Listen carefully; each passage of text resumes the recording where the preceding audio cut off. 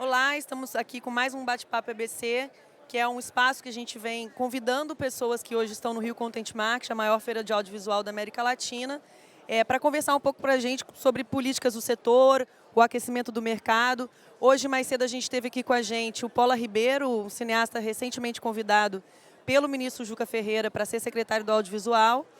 E agora a gente vai conversar um pouco sobre linhas de financiamento para TVs públicas com o nosso superintendente Marco Antônio Coelho, que gentilmente aceitou o nosso convite para estar aqui com a gente. Obrigada, Coelho. Obrigado.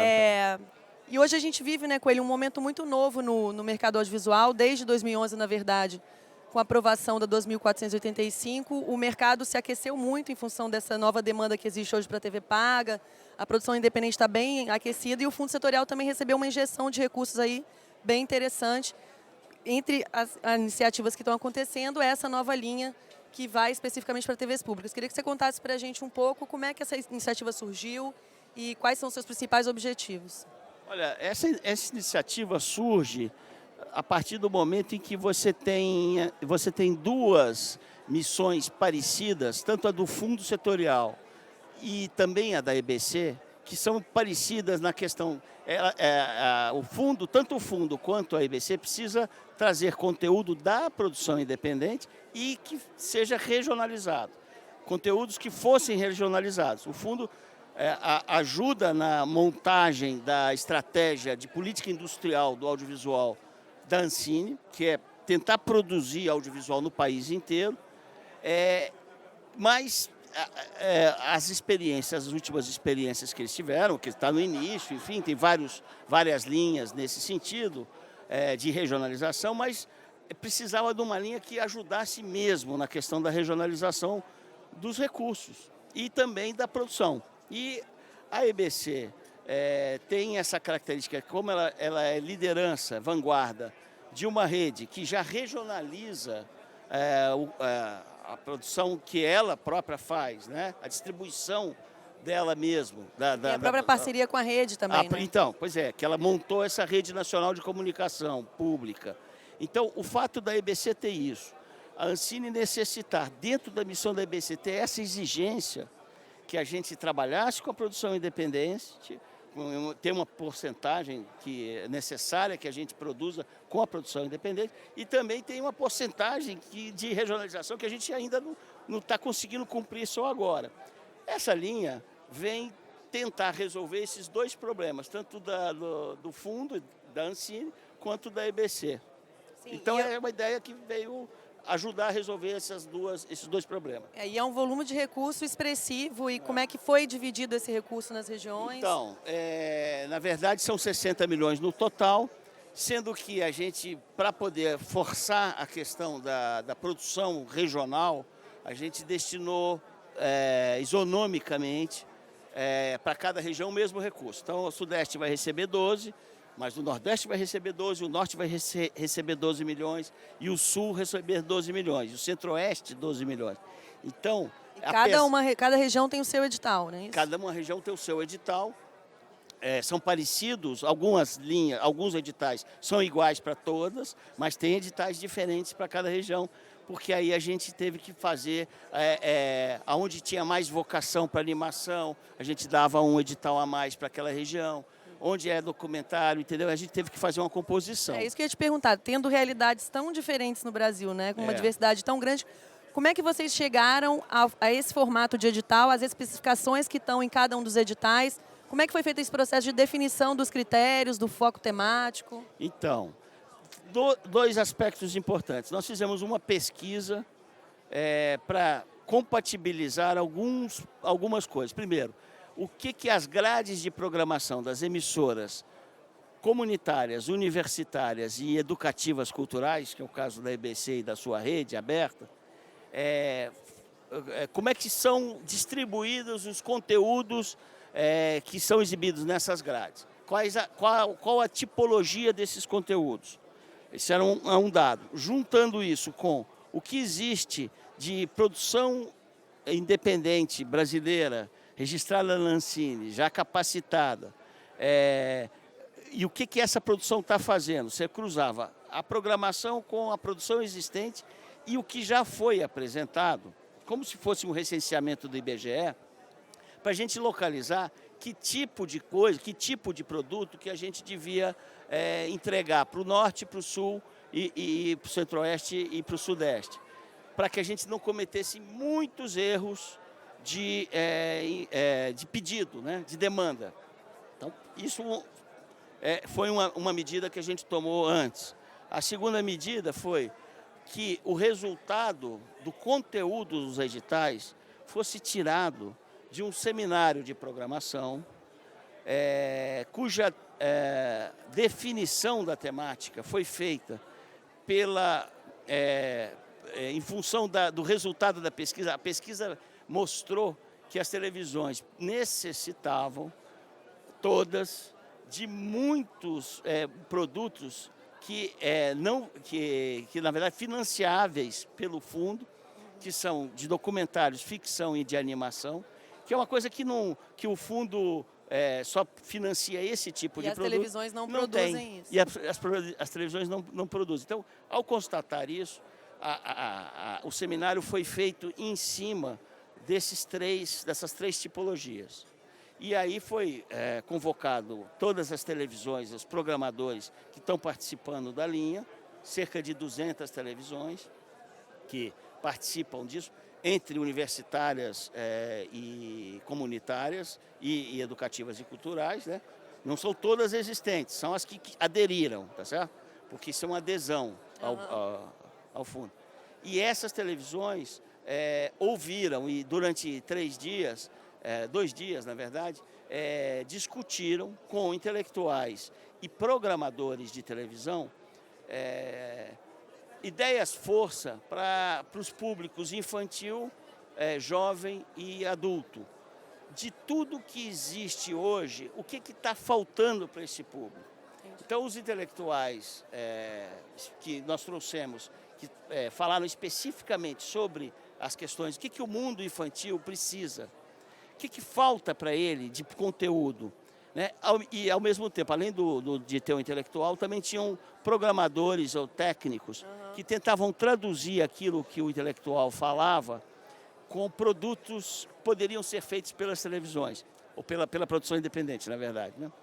Então, esse resultado do seminário, né, o que saiu como resultado do seminário é que se transformou nas linhas dos editais, nos editais da linha. Entendi. A gente tem ouvido alguns comentários, acho que é importante você falar sobre isso também, sobre o quão específico ficaram algumas linhas de produção de documentário ou de animação, que as produtoras vêm comentando que realmente tem um nível de especificação tal que fica difícil criar algo em função dessa especificação toda. Então, como é que você responde esse tipo de crítica? O que você avalia em relação a esse aspecto? Não, essa foi uma primeira impressão e eu até compreendo ela perfeitamente. Porque, na verdade, os editais do fundo nunca fizeram isso. Que é dizer, olha, nós precisamos de um produto assim. Nós precisamos de um produto jovem, para o jovem, que seja feito por ele. Porque nós verificamos que, no seminário, que isso falta. E isso talvez atraia o jovem. E eu entendo que a produção independente receber isso é uma coisa meio estranha. Mas, na verdade, isso é o trabalho diário da televisão. É a montagem de grade de televisão. Então, esse edital, essa linha, foi feito para suprir grades de programação das emissoras públicas. Então, a gente precisava especificar para a produção independente qual o slot, qual digamos, o escaninho dentro de uma grade que falta para a gente. E agora, dentro desse específico, tem um mundo de criação que quando você discute com os produtores, eles percebem. Não é, digamos, é que eles estão muito acostumados a ter um produto e esse produto já feito, um projeto, um roteiro e tal, e esse roteiro se encaixa naquela televisão. Normalmente é assim o processo. Ele vai lá e olha, isso é a cara da televisão, né? E muitas vezes tá certo?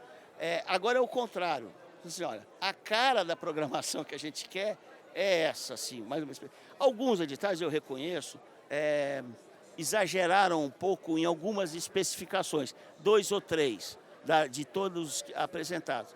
Eu quero já dizer para os produtores que a flexibilidade é grande. Na hora que você joga um edital desse diferente, você até comete excessos. Mas o que eu quero deixar claro é que há possibilidade de criação dentro do slot. Então, não se sintam tolhidos pelo que está literalmente dito. Não vamos fazer o negócio do português. É exatamente aquilo que está escrito. Não. Tem uma flexibilidade grande da gente. Venham conversar. Agora nós temos mais tempo para conversar. Foi adiado, sobre né? isso. O edital estava com previsão de se encerrar agora dia 26 de fevereiro e foi adiado até o dia 27 de abril, né? Aproveito para você explicar um pouco por que foi adiado também. Justamente por isso. Esse estranhamento, que é o que você destacou aqui, ocorreu realmente. A gente reconhece. Os produtores não estavam acostumados. A gente lançou essa linha, foi lançada junto com várias outras do Brasil de Todas as Telas, né? Brasil de Todas as Telas. Essa linha está dentro desse grande programa da Ancine, foi lançado pelo governo em dezembro do ano passado, e a nossa estava no meio. Dezembro, final de ano, Natal, né? Final de ano e férias. Na verdade, a gente a gente queria dar 3 meses de prazo e acabou que nós estávamos dando 2 e pouco. Na verdade, muito pouco, entendeu? E dado o estranhamento da proposta, era necessário mais conversa com os produtores. Nós sentimos isso, e para essa linha ser vitoriosa, ela precisa ter muita inscrição. Sim. Então, ela necessita que os produtores participem. Então, você precisa dar mais tempo para que eles entendam. Já conversei com vários, e a equipe, a unidade técnica do projeto vem conversando. E muitos agora com essa prorrogação estão entendendo melhor e vão fazer inscrição de projetos. Legal. E uma vez selecionados os projetos, como é que vai funcionar o licenciamento por essas TVs? Enfim, como é que com essa carteira de projetos agora produzidas e disponíveis, como é que funciona o licenciamento? Em que momento as emissoras entram para garantir essa primeira licença? Como é que vai funcionar esse processo? Então, tem algumas novidades nessa linha que são importantes de destacar. A primeira delas é que não há contrapartida. O produtor independente que entrar e ganhar, ele não precisará dar uma carta de uma emissora que se compromete. Contrato, né? Carta-contrato, né? É uma carta-contrato, né? É um contrato, né? Um contrato, na verdade, que já se compromete a pagar 15%, 5%. Não. Isso ele vai receber o dinheiro inteiro, tá certo? E vai ter 6 meses de exclusividade nas TVs do campo público, nas TVs que fazem parte desse programa, né? Então eles têm que respeitar essa exclusividade e a TV, além dessa exclusividade de exibição, ela tem mais 6 meses também de exibição. Então ela tem 1 ano de exibição, exclusivo 6 meses, os primeiros 6 meses. Sem o produtor ter que buscar essa carta. Mas como é que a emissora escolhe o produto? Então, o produto está pronto, eu quero o produto X. Não, ela vai receber todos os produtos. Entendi. Todos vão para todas. Todos vão para todos. Entendi. Todas podem passar tudo, tá certo? Todas podem passar parte de tudo, tá certo? O nosso compromisso é que pelo menos... Como é que fica a exclusividade? É exclusivo para o campo do comunitário, entendi. Para o campo público. Entre os públicos eles podem compartilhar a primeira janela. Sim, eles podem compartilhar a primeira janela. Tá. É exclusivo para esse campo. Entendi. Né? Então, nenhuma TV comercial vai poder passar esse produto. Agora, depois disso, o produtor pode pegar esse produto e vender do resto. Entendi. Tem produto muito bom, inclusive, para ser a ideia dos produtos, alguns produtos, tem uma saída internacional interessante. Isso já foi dito para a gente pela gerência de licenciamento internacional da EBC, que vários produtos os editais, isso aqui, TVs do mundo inteiro procuram produtos desse tipo. Uhum. Por quê? Porque, na verdade, nós estamos fazendo, dessa vez, um edital para televisão, mesmo, tá certo? Então, é algo que a televisão não só brasileira procura, a pública brasileira também, mas a pública mundial vai se interessar. Sim. Então, e ela compra.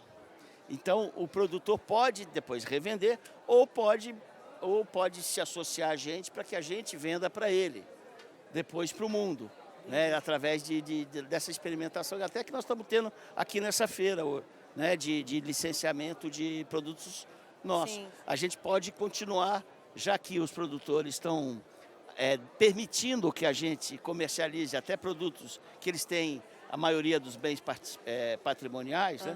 A gente pode também fazer um acordo com eles, futuro, evidente, porque eu entendo que é mais fácil da gente conseguir colocar isso no mundo, esses produtos no mundo, do que cada produtorzinho com o seu produto na mão, né? Então acho que é possível fazer isso também. Não, bacana. Para finalizar a nossa última pergunta, acho que tem uma questão importante, que também é uma demanda. A gente sabe que hoje a produção audiovisual é muito concentrada, né, no eixo Rio-São Paulo, responde por quase 80% dos recursos incentivados é captado por esses dois estados.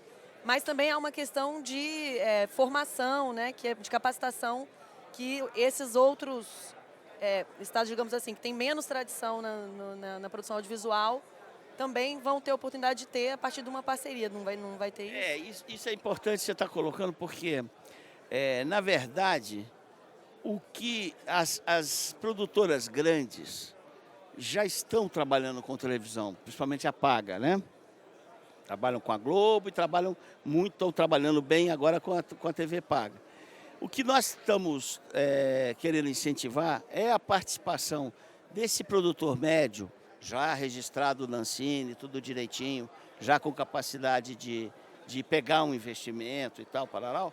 Mas esse produtor médio, na verdade, ele precisa de oficinas, workshops, de capacitação para montar projeto, para poder, inclusive, depois desenvolver roteiros, enfim. Nós vamos tentar ajudar um pouco nisso. O programa não tem uma capacitação de produção, tá? Ele tem anterior, de capacitação de elaboração de projeto, que é uma falha estrutural dos médios muito grande, tá certo? Então a gente dá de barato que a produção vai acontecer direito, se o projeto for encaminhado com todas as normatizações que a Ancine exige, que se o cara cumprir com aqueles andamentos, digamos assim, ele vai conseguir realizar. A gente entende que é possível, tá certo? Com os recursos existentes. É tudo uma aposta, a linha é nova, ela será sendo adaptada, seguirá sendo adaptada e sendo modificada, porque é dialético, isso não é uma coisa rígida, então uma coisa que a gente vai modificando de acordo com as coisas. Realmente saiu em alguns editais, é a principal crítica, em alguns editais, algumas frases escaparam e que determinam algum tipo de formato, né? E o que eu quero dizer é que o produtor que se interessar, venha conversar com a gente, porque não é para ser rígido. Dentro daquilo que a gente quer, ele precisa criar, mas é dentro daquilo que a gente quer. E televisão é assim. Obrigada, Coelho, bacana. A gente vai continuar com o Bate-Papo ABC aqui amanhã, 12h30, a gente vai falar com a Mariana Loterspil, que é uma especialista em conteúdo infantil, e com o Gustavo Fiuza, que também é um produtor e diretor de conteúdos para crianças e jovens. A ideia é amanhã, então, discutir um pouco o mercado, esse novo mercado, né, os novos hábitos de consumo de crianças e adolescentes, como é que está funcionando a indústria a partir disso, as limitações e outras perspectivas desse mercado específico. E às 6h30 a gente vai contar com a presença do diretor do diretor-geral da EBC, Américo Martins, que vai conversar um pouco também sobre as perspectivas futuras da comunicação pública no Brasil e no mundo. Ele que tem uma grande experiência também com a BBC Brasil, trabalhou muito tempo lá, então vai conversar um pouquinho com a gente sobre esses aspectos. Esperamos vocês, ajudem a gente a divulgar aí nas redes sociais. Amanhã, 12h30, 6h30 da tarde, a gente volta aqui com o Bate-Papo EBC. Obrigada.